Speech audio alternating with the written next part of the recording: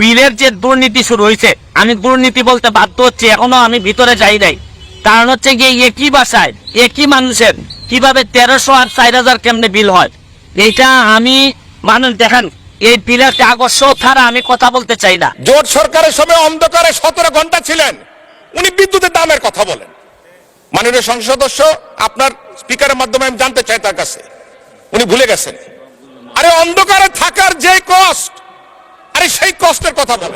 মাননীয় স্পিকার, আপনার কাছে অনুরোধ করি, আল্লাহর হস্তে সংসদ সদস্যরা বিদ্যুৎ জ্বালানি নিয়ে কথা বলেন না। আমি জানি না কোন মুখে আপনারা কথা বলা সাহস করেন।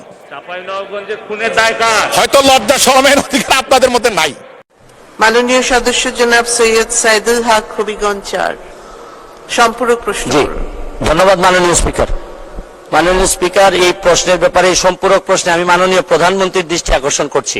কেন আমার বিরুদ্ধে এইরকম নির্যাতন চলতেছে? আমার এটা হচ্ছে গিয়ে সেপ্টেম্বর মাসের বিল।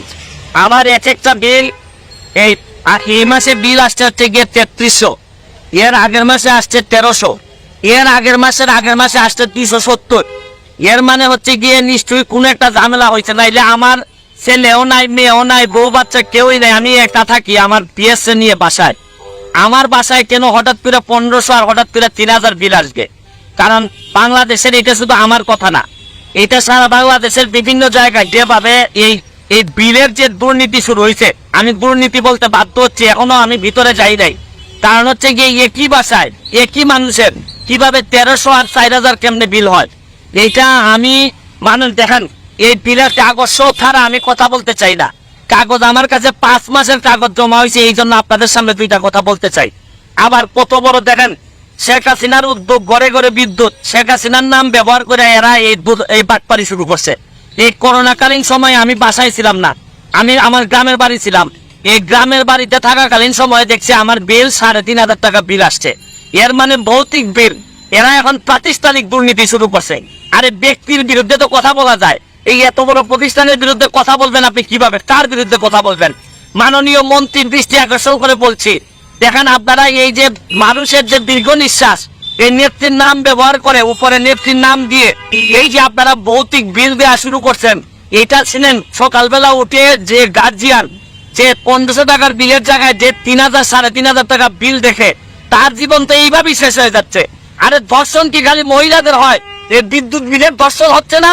এই যেটা হওয়ার কথা 1300, এইটারে 3500 5000 করে বিল মারতেছেন, মানে আর বাঁচার কোনো পথ নাই।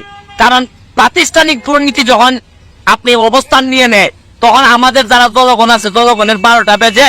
এইভাবে যদি চলতে থাকে, আমি মাননীয় প্রাইম মিনিস্টারের দৃষ্টি আকর্ষণ করে বলছি, এরা কিন্তু 12টা বাজায় ছাইড়া দিবে জনগণের। এদের কাছ থেকে কিন্তু বাঁচার কোনো উপায় নাই। কারণ ব্যক্তির বিরুদ্ধে তো মামলা করা যায়, এত বড় প্রতিষ্ঠানের বিরুদ্ধে আপনি মামলা করবেন কিসের ভিত্তিতে? আমি বলবো যে এখনো সময় আছে, এটা চেক করেন। কারণ করোনাকালীন সময়ে এদের বিরুদ্ধে অভিযোগ আসছিল, এরা যা মন ধরে বিল দিচ্ছে, পরে আবার কেউ বলে যে ম্যানেজ করছে, অ্যাডজাস্ট করছে। এইভাবে একটা দেশ চলতে পারে না। কারণ আমার তো ব্যারিস্টার মানুষ, আমি বিল দিয়ে দিতে পারবো, অসুবিধা নাই। কিন্তু যারা নিরীহ নির্যাতিত, যারা এই অফিসে চাকরি করে, এরা না তো বিল দিতে কষ্ট হবে, হয়তো এরা অফিসে চাকরি করে বলে পক্ষে বলতে চায়। কিন্তু আমি শুধু বলতে চাই, এইটার ব্যবস্থা গ্রহণ করেন, নাইলে মানুষের দীর্ঘ নিঃশ্বাসে বহুদিন সোনার বাংলা, বঙ্গবন্ধু সোনার বাংলা হবে না। ভালো থাকবেন, সুস্থ থাকবেন। ধন্যবাদ মাননীয় স্পিকার, ধন্যবাদ মাননীয় স্পিকার। মাননীয় স্পিকার, আমার মনে হয় আমি উত্তরটা দেই।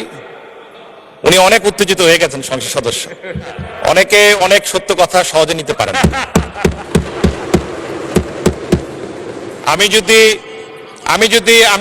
মাননীয় স্পিকার, আমি চাই এই সংসদে একটা সময় দেন, জ্বালানি নিয়ে কথা বলবো। অন্ধকারে 17 ঘন্টা ছিলেন, সকলে মনে আছে।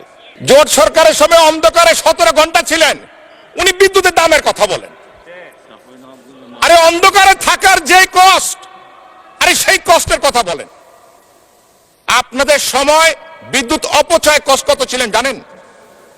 মাননীয় সংসদ সদস্য, আপনার স্পিকারের মাধ্যমে আমি জানতে চাই তার কাছে, উনি ভুলে গেছেন। 44%,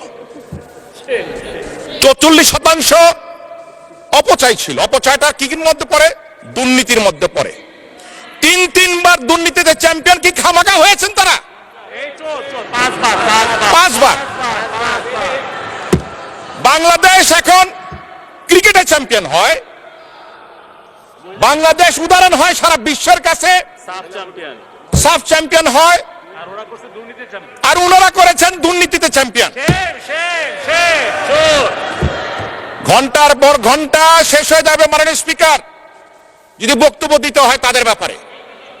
কোনো প্রয়োজন নাই, চাল ডাল গম কি দাম ছিল, আরে ভাই আপনারা তো খাদ্যই দিতে পারেন না, গুলি করে মানুষ মেরেছেন, আবার দামের কথা জিজ্ঞাসা করেন। আপনারা বিদ্যুৎই দিতে পারেন না 17-18 ঘন্টা, কানসাটে আপনারা গুলি করে মানুষ হত্যা করেছেন। আমার এখনো খেয়াল আছে সাবেক প্রধানমন্ত্রী খালেদা জিয়া গিয়েছিলেন টঙ্গীতে বিদ্যুৎ পাওয়ার প্ল্যান্ট ওপেন করার জন্য, ঢাকায় আসতে পৌঁছতে পারে নাই, তার মধ্যে বিদ্যুৎ প্ল্যান্ট বন্ধ হয়ে গেছে। মাননীয় স্পিকার আপনার কাছে অনুরোধ করি, আল্লাহর হস্তে সংসদ সদস্যরা বিদ্যুৎ জ্বালানি নিয়ে কথা বলেন না। আমি জানি না কোন মুখে আপনারা কথা বলার সাহস করেন, হয়তো লজ্জা শরমের অধিকার আপনাদের মধ্যে নাই। ঘন্টার পর ঘন্টা কথা বলতে পারবো, তথ্য না খালি ডকুমেন্ট নিয়ে আর হাজির করতে পারবো। ধন্যবাদ।